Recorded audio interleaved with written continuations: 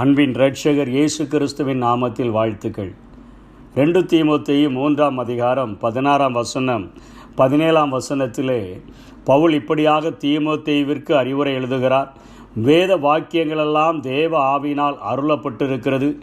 தேவனுடைய மனுஷன் தேறினவனாகவும் எந்த நற்கிரியைகளையும் செய்ய தகுதியுள்ளவனாகவும் இருக்கும்படியாக அவைகள் உபதேசத்துக்கும் கடிந்து கொள்ளுதலுக்கும் சீர்திருத்தலுக்கும் நீதியை படிப்பித்தலுக்கும் பிரயோஜனமுள்ளவைகளாய் இருக்கிறது என்று அவர் எழுதுகிறதை பார்க்கிறோம்.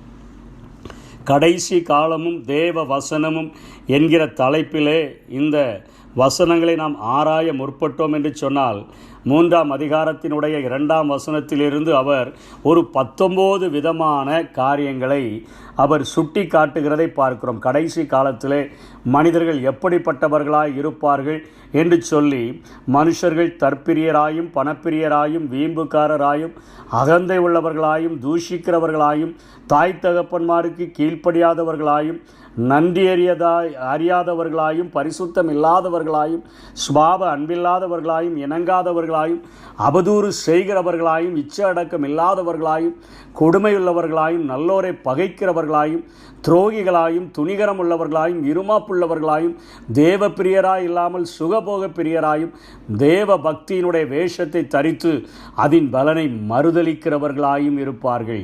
இப்படிப்பட்டவர்களை நீ விட்டு விலகு என்று இங்கே பவுல் சொல்லிவிட்டு தான் சொல்லுகிறார். இப்படிப்பட்ட காரியங்களிலிருந்து நாம் விலகி வாழ்கிறதற்கு வேத வாக்கியங்கள் தேவ ஆவியினால் நமக்கு கொடுக்கப்பட்டிருக்கிறது. 5வது வசனத்திலே கடைசியாக சொல்லுகிற குற்றச்சாட்டு, அவர்கள் தேவ பக்தியினுடைய வேஷத்தை ஊழியர்களைப் போல வேஷத்தை தரித்து கொண்டு பலவீனமான பெண்கள் வாழ்கிற வீடுகளிலே சென்று உணர்வற்று கிடக்கிற பெண்களை வஞ்சித்து விடுவார்கள் என்று சொல்லி அங்கே அவர் பவுல் முடிக்கிறதை பார்க்கிறோம். இப்படிப்பட்ட பாவங்களிலிருந்து தப்பித்து கொள்கிறதற்கு வேத வாக்கியங்கள் தேவ ஆவியானவரால் நமக்கு அருளப்பட்டிருக்கிறது.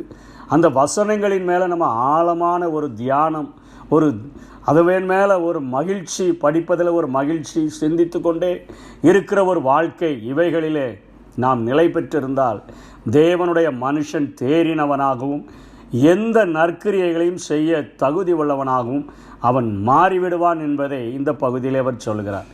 ஏனென்று சொன்னால் அந்த வசனங்கள் எல்லாம் நமக்கு உபதேசிக்கிறது, நம்மை கடிந்து கொள்ளுகிறது, நம்மை சீர்திருத்துகிறது, நமக்கு நீதியை படிப்பிக்கிறதற்கு அது பிரயோஜனமுள்ளதாய் இருக்கிறது என்று சொல்லுகிறார். 119 சங்கீதம் முழுவதிலும் 2 வசனங்கள் தவிர மீதி எல்லா வசனங்களும் தேவனுடைய வசனத்தினுடைய வல்லமையை அவைகள் எடுத்து காட்டக்கூடியதாக இருக்கிறதே. அவைகள்தான் இப்படிப்பட்ட 19 விதமான பாவங்களில் இருந்தும் கரைபடாதபடி வாழ்கிறதற்கு நமக்கு அது உதவி செய்யக்கூடியதாக இருக்கிறது.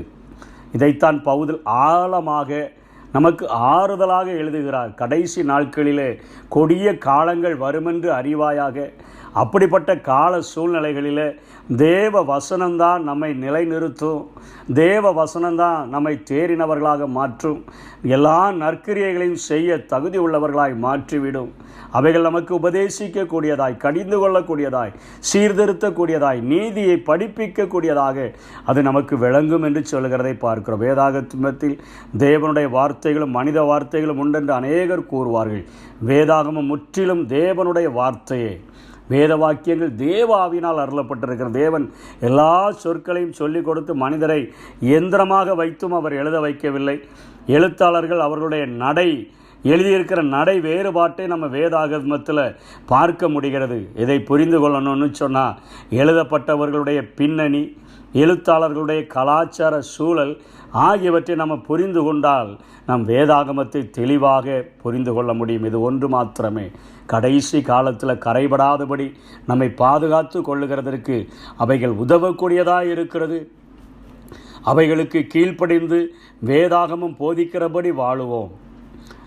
கர்த்தருடைய வசனம் என் கால்களுக்கு தீபமும் என் பாதைக்கு வெளிச்சமுமாக இருக்கிறது என்று சொன்ன வார்த்தையின்படி நம்முடைய வாழ்க்கையை அமைத்து கொண்டோம் என்று சொன்னால் நிச்சயமாக நாம் மிகப்பெரிய ஆசீர்வாதத்தை பெற்றுக்கொள்ள முடியும். பரிசுத்தமான வாழ்வு சாத்தியமாகும். அப்படிப்பட்ட கிருபைகளை தேவன் நமக்கு தந்தருள்வாராக. ஆமென். குற்றமில்லாமலே கர்த்தருக்காய் வாழ்ந்து முன்னேறுவோம். ராஜா வருகிறார், ஆயத்தமாவோம். ராஜா வருகிறார், ஆயத்தமாவோம். இயேசு வருகிறார், எதிர்கொண்டு செல்லுவோம். இயேசு வருகிறார், எதிர்கொண்டு செல்லுவோம்.